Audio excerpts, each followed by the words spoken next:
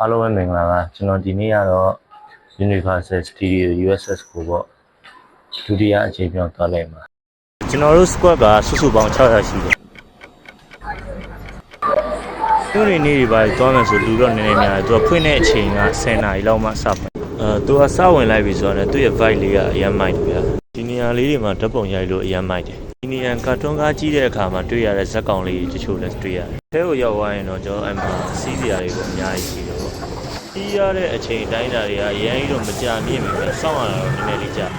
ကျွန်တော်ကတော့ဒီ water boat စီးပြီးတော့ဒီ Jurassic Park ကိုရှောက်ကြည့်ရတာလေးပဲခြိုက်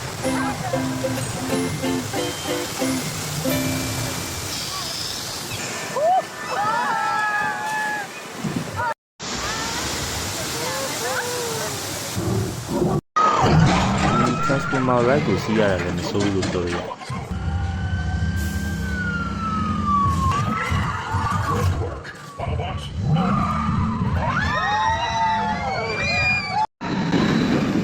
ကျမရဲ့ချင်းနဲ့မကောင်းတဲ့သူတွေနဲ့နှလုံးမကောင်းတဲ့သူတွေကတော့ဒီ roller coaster တွေတော့မစီးသင့်ဘူးဗျာ roller coaster နှစ်မျိုးရှိတယ်တစ်မျိုးကတော့ပိုကျန်းတယ်သူကတော့တစ်မျိုးစီးပြီးတာနဲ့ဘူးတူပတ်ဖြစ်တယ်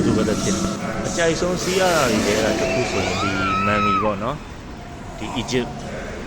train စီးရတာလေးကိုပေါ်တာဒီကောင်ကတော့ roller coaster တစ်မျိုးပဲအရင်ကျန်းအဲ့နေရာကြီးမှာအကောင်တွေထွက်လာနေတယ်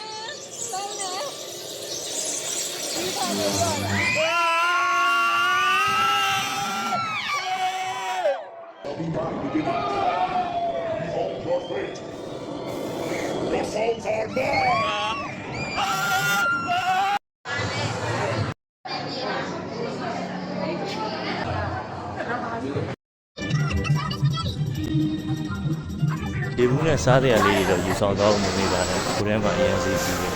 နေကုန်ပင်ပန်းပြီးသွားပြီဆိုတော့ပြန်ဖို့ပဲကြံပါတော့တယ်ခင်ဗျာ